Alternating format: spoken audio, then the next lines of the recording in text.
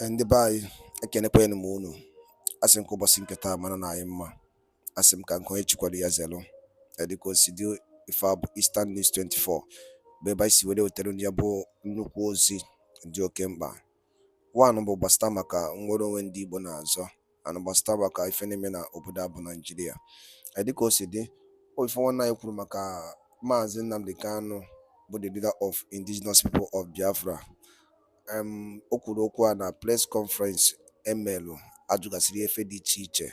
Nwanne m kwuru okwu gbasata maka Buhari, the former president, Muhammadu Buhari, na ndịka obi ọjọọ and hatred o nwere. Ọ kpọrọ ya ancient hatred. Buhari wee ebe ndị Igbo nọ merenụ o ji jide Maazị Nnamdi Kanu n'iru akwụkwọ. Ụkwasịkwara okwu dị iche iche, ụkwasịkwara okwu dịka okwukwasị okwu dị iche iche buru ibu. Ihe o kwuru edika, mana mma chọkwa unu ga ya bụ ife ụmụnne m, unu ga-esia ya, unu atie alụ nke unu gbasata maka ihe ndị a niile kwesịrị n'elu akwụkwọ. Anyị ka na-echetakwara azụ ka anyị kọwara ya bụ ife.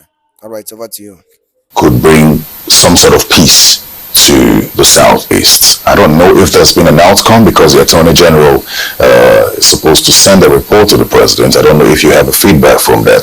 We don't have a feedback that we can share with the public because it's an ongoing conversation between the leaders of the Southeast and the federal government. The essential thing that the Southeast leaders at all levels,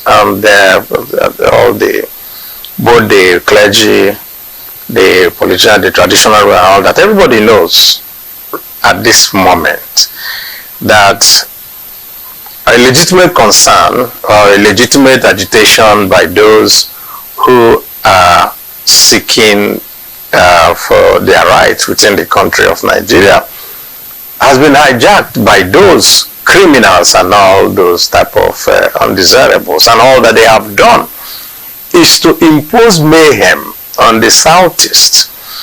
And at any point that you engage with any of those elements, all that they will tell you that, because they are holding him, that is Maazị Nnamdi Kanu himself.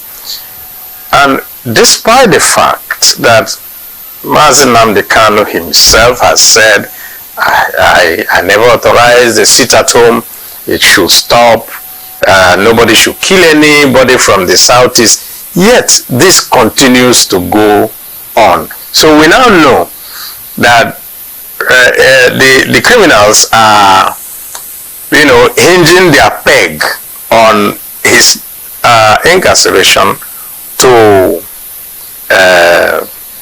continue to perpetrate all this mayhem on the Southeast. And so what we feel really, and what everybody feels, is that if we have a political solution in which we are able to convince the federal government of the need, since everybody wants peace within this country, and if one part of the country is bleeding, every other part is also bleeding, there's the necessity to, so that you remove that rug from under their feet which they are using. And so anyone who now continues to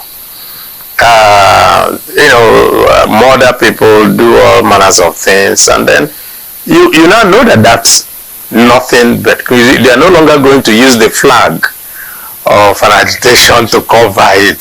That's why we are all very involved in it. But is Maazị, I like to think that you've also spoken with Maazị Nnamdi Kanu on this. Is he in on what you're trying to propose to the federal government? Well, him and his lawyers and everybody also, we briefed them before we go, so they are very well aware of our efforts. One thing you've also talked about is the possibility of this mayhem continuing even after his release if the federal government obliges to the political solution that you've proposed, especially because he's spoken on several occasions to say that that is not what he stands for in the Southeast, and the people have continued to listen to Simon Ekpa instead. So what's the guarantee that when he's released, there's going to be some sort of peace, that the people will now listen to him, even though you've said that if The mayhem continues. The rug's been pulled from under their feet, and then the federal government can know that this is just pure perpetrators of evil, so to speak. Well, the point really is this. If you have a wound, you stitch it, put medication. Is that not so? Absolutely. Fine. So we need to stitch the wound. And how do you stitch it? To stitch that wound, you have to remove that cut. And that cut is what they claim is his incarceration. Simon Ekpa himself, as far as I'm concerned, you could also see he has also pegged it on Nnamdi Kanu. So if Nnamdi Kanu is released, then he cannot make that argument anymore. You understand? So I think that we should focus on the most important thing, which is to we try our best to get the government to see with the leaders of the Southeast and what we think. What somebody who lives in Finland just continues to talk from there says it's not the feeling of the people of the Southeast. And you're optimistic that this government will listen, because the previous government did not take up this, did not accept the political solution. The point is, what will a government do? A government that wants to bring peace will always listen to its citizens, and we are citizens of the country. We are leaders in that part of the country, and all of us have come together. We do not see the possibility that the government will reject outrightly. We think that the government will listen to the leaders of the Southeast. And don't forget that these leaders cut across all parties, cut across all spheres of people, cut across the traditional issues and all that, and including members of the cabinet of Mr. President himself. So if all of us are on one page, I think that it's axiomatic that they will have a positive review of what you're asking for. One thing is clear. There's almost a knowledge of what the security situation or the cause of the insecurity in the Southeast is. I don't know if, as a federal lawmaker, with your experience and conversations on security you've had, that Parliament is aware of the cause of insecurity or the persistent insecurity in the country in general, let's say excluding the Southeast. Yes, the Parliament has, over the years, taken proactive measures. The Parliament has engaged with the security chiefs. The Parliament has always engaged with the government. The Parliament has also given its recommendations. The Parliament has had rallies. We have had security retreats. We have had there's absolutely so many tomes, volumes of reports that we have, which we submitted to government, and we have also continued to engage at all times. So we know that there are all these type of things, the question of what's going on in the Sahel region, question of what is happening everywhere. But we think that with a strong military, which we think Nigeria has, with the willpower of the president, which we think President Tinubu has, that the sky should be our limit, and nothing should stop us from dealing with this problem. We know that there is an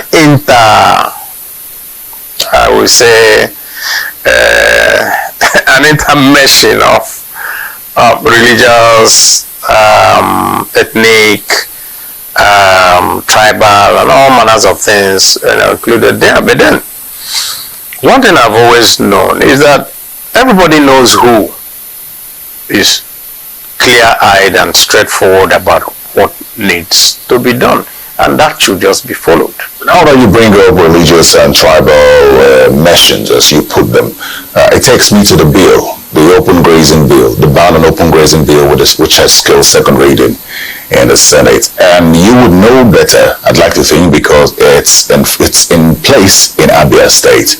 So how effective has that been, and how do you think that tribal or religious sentiments could affect the passage of this bill, and how will it be received by the herders specifically? What baffles some of us, really, is that we see solutions, and then we pretend that we don't see that solution. The matter is very clear. There's nowhere in the world where people are left to roam everywhere. Nowhere in the world. The best cattle producing countries in the world are done through ranching. The North, the landmass of the North, has more than enough land for ranching. And that, even Awolowo, may his soul rest in peace, set up ranches when he was a premier. So this is not rocket science. It seems like rocket science to the northern governors. No, it's not. You see, the point really is, when you now engage them outside of their potencies of power, they tell you the truth. And so it behooves on the president and his cabinet and those who are involved to deal with this issue. Don't forget that the question of banditry, that the Sultan of Sokoto himself at one time, under when Buhari was president, said that 90% of all this banditry coming from this way were from the same Fulanis. He said it. It wasn't me that said it. So it's not like we don't know. You understand? Now, there is no earthly reason why somebody should come to Abia State and let his cattle roam in our farms as far south as Abia. In fact, last week, some youths from my own local government, Obingwa, in Abia State, my own local government, from a place called Abambato, they sent SOS to me that there were these herders with their just wiping out their farms, their crops, so far south. So there is nowhere in the world that is done. And the sooner we get to grips with that, the better for everybody. Now, Malaysia is even bringing some type of alfalfa grass that can now thrive in semi-arid regions. So it's not grass. It's just people roaming around who want to, I will say, colonize a place, now take over people's lands. And until we are, I will say, truthful to each other, there's no way we can go beyond this mouthing whether it can be done or not. It was unfortunate that the Buhari government was the government that openly supported people who are not Nigerians. And there was a funny part of our debate on the floor on that same ranching bill. When we said, okay, so everybody will go back to their states of origin. And some people got up and said, no, you cannot let, these people don't have a state of origin. If anybody don't have a state of origin in Nigeria, they're not a Nigerian. And that's what we have been saying all along. So, part of, I will say, good relations is that I will respect your rights and you will respect my rights as a citizen. There are some kind of arguments that are made which we find utterly ridiculous. So when somebody makes an argument and says that an Igbo spare parts dealer can operate anywhere in the country, of course, the Igbo spare part dealer buys his goods, rents a shop, stays in his shop, and does his business you buy and sell. The newspaper dealer does not carry an AK-47 to kill someone. So then somebody else is going around with his cattle, destroys your farm, kills you and your children and their wife and family, and then you tell me that no, he's free to do that. How can those two things be even compared? I'm curious to ask you this question. Yeah. With what you say, it's almost an assertion. And as illegal as it is, are you aware of any prosecutions in this regard? That is the point, and that is why most people are so bothered. Some people have been arrested, they are set free. People have been stopped from going somewhere. Why? Because at the end of the day, you go back to the security agencies, and the security agencies will tell you that their hands are tied. When some women came to me in my local government, all that we said, oh, please go to the DPO, because I cannot take laws into my hand. It is the security agents that are supposed to do it. And most states have passed those laws, but a state does not have its own security agency, because they have to refer back to both the Nigerian police, Nigerian military, Nigerian Navy, Nigerian Air Force. So at the end of the day, there must be a clear-eyed determination by the governments in this country that the killing of Nigerians must stop, that the taking over of lands of Nigerians must stop, that the destruction of properties, farms and all that must stop, unless that is done. And how do you do it? That is why this question of saying, let everyone go back to where is their state of origin, establish ranches there. Look, there was a particular time that Governor Ganduje, who is now the chairman of APC, said at the time that there were all this debate about ranches, that Kano State alone has more than enough land for all the cow in Nigeria. He said so. And nobody has said, oh no, there are more cows in Botswana than in Nigeria. You know that. And the size of Botswana is the size of two states in the southeast. It's just a question of will. It's a question of our doing the right thing in the 21st century. There's no way anybody can assume that the way we lived in the 19th century is the way we're going to live today. It's just not going to be possible. We will always be having these conflicts if it's not dealt expeditiously. So where does the president's proposed new ministry, livestock, come in? Do you think it's going to address food insecurity or perhaps this farmer-terrorist clash? I have no idea about what the dimensions and the basin, because as much as it has been proposed, just an executive proposal, we have not seen any documentation.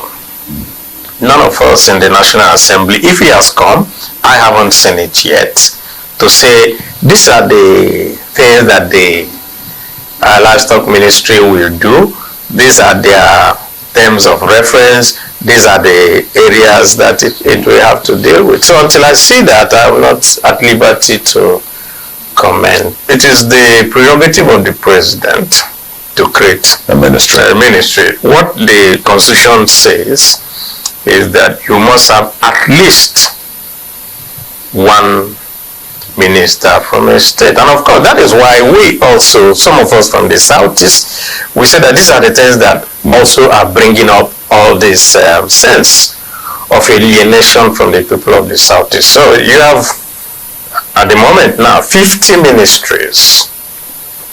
Assuming you share it equally, you do it equally, you probably is not going to have the type of anomaly we have, that out of 50 ministries, the Southeast has only 5, 1 per state. Yet the Southwest has about 10, the other ones have about 9, and so forth. And so the question has always been this ethnicization of different things. Does it not go well for the country? One of the essential things in dealing with people is always to try to be fair. And when people perceive that you're not fair, you cannot engender a sense of support from them. And so we think that as we look at all this, that as the president is going to revamp his cabinet, as we are hearing by rumors, I'm not very sure that maybe there will be a juggling to make things fairer for everybody. But when you talk about fairness, I know that under the Buhari administration, the Southeast complained about this, and this is a I do not think so. Let me tell you what happened. It started from the Obasanjo administration. The Obasanjo administration had 37 ministers, 36 states, one each, and then went further to have one minister per zone. That's what happens to take care of zonal, I would say, interests. And that was maintained by all the presidents until President Buhari, President Tinubu now increased the number to 49. And from increasing it to 49, has now increased it to 50. So this is the first time that he has gone beyond. I was asking about one. The question of fairness. Let me just well, the point about fairness is that except for the President Obasanjo, good luck, Yaradua, and Jonathan, from President Buhari, what we have seen has been an ethnicization of the powers of the federal government. And of course, Buhari took it one step further. And what we have seen with the Tinubu government is also another step further. It's not good for the unity of the country.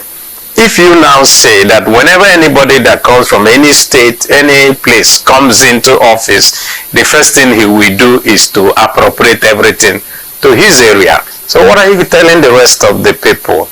You know, statecraft is a very careful balancing act which you must try as much as possible to do. Well, the point is that the decision on what to do lies with the president. Very well, then I think another concern, which I think I've heard some members of parliament mouth, is the increase in the cost of governance at a time like this when, you know, Parliament itself is calling for the implementation of the Orosanye report, and that's a call that's been echoed by even civil society organizations. They're in the new ministry. Is it a concern for you? Yes, it is. In fact, it's not just for this. It's for the whole importances of government. You know, one of the very, very difficult things that happens when you're in the public eye is that even when you say this is not right, everyone that wants to criticize you will just take it from an ethnic standpoint, or maybe you're supporting A or supporting B. You understand? And if you put anybody, they will say, oh, you're quoting him because you like him. So I will take it this way. Doyo Okukwe made some allusions to this. First, to say, maybe we're not understanding that we're on the Titanic. And while the ship is sinking at the bottom, we're still at the top floor, at the ballroom, dancing. And that was what happened. And before they knew it, the ship sank and everyone, except a few people, were left. I think what Doyin that first said it. Then secondly, Peter Obi also mentioned something like that by saying, if you're in a hole, stop digging. We're a poor country. We are totally indebted everywhere. We are scrambling for more loans and all that. We can't live ostentatiously. And everyone knows that. Yet, we seem not to even look at that and so we are doing this, we are doing that, we are buying a plane, we are giving cars to people, we are creating more things. I mean, anybody who, let's say you're a businessman, you want to go and borrow from a bank, and you drive to a bank in a Rolls Royce, what do you think the bank manager will do? You're driving a Rolls Royce when you don't have enough money to fuel it. Why do you have to drive a Rolls Royce? You understand? And I think that's exactly what is going on now. So maybe we need to take a step backwards and ask ourselves several things. Is the way we are living the right way?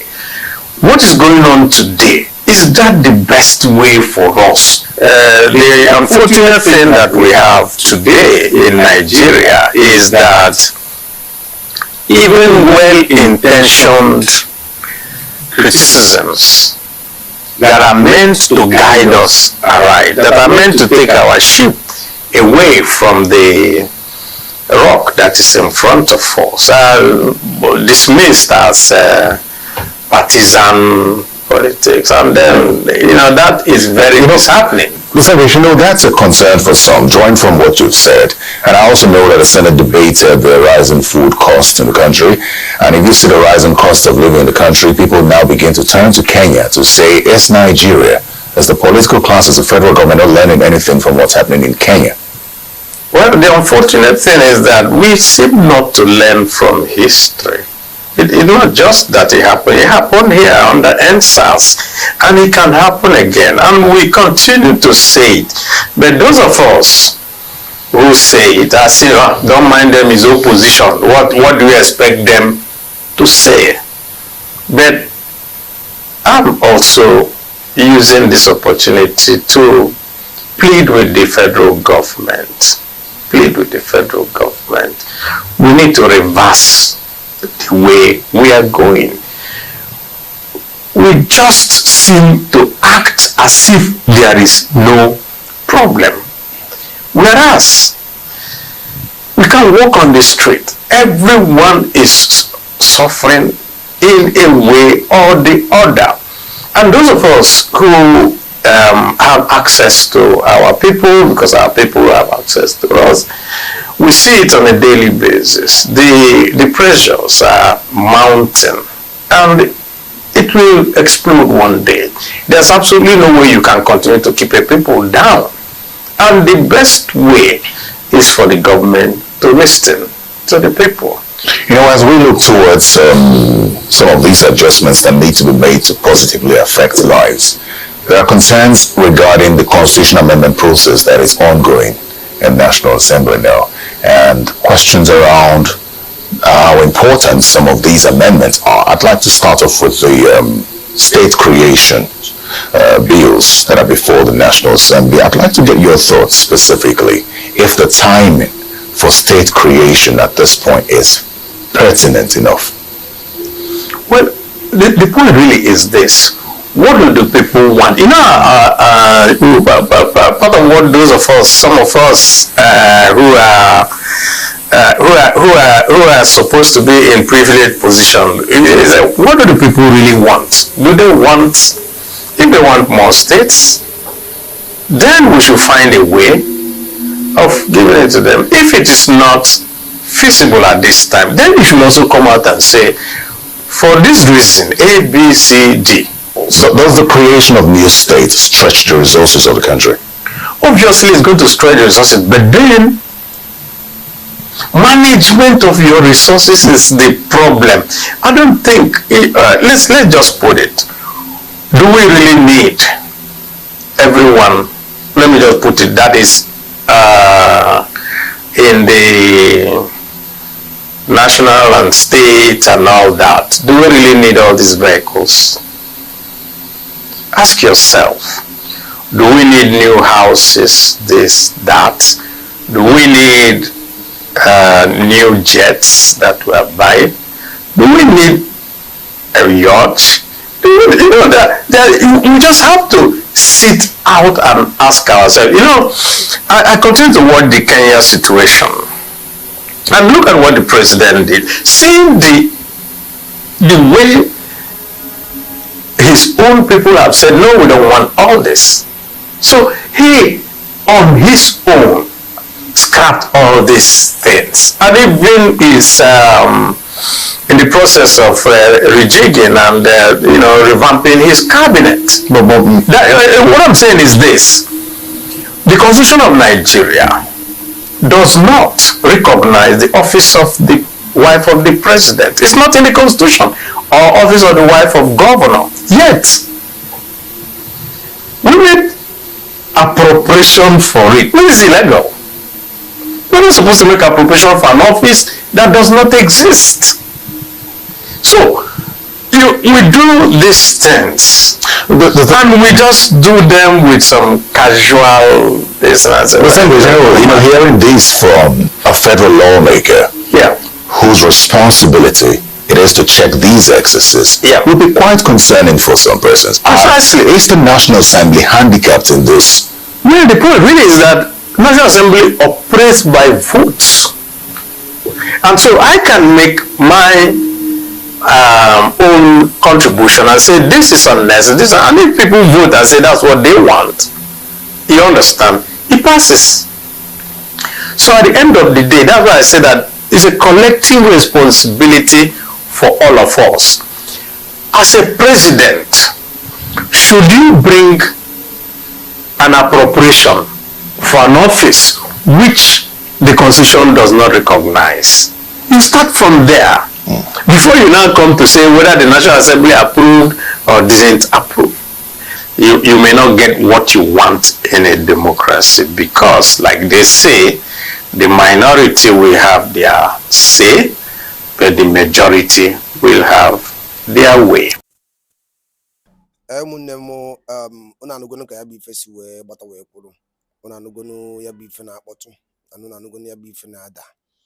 Ọzọ dịka ibe ya bụ ejikwumere na-ekene onye ọbụla bụ onye Igbo na-esola na Eastern News 24. Asị m na Chukwuka abịa ma ya ga na ya ichere n'ofu n'ofu oge na-adịghị anya, ya bụ nnukwu ọnwa ya dị n'ala Igbo.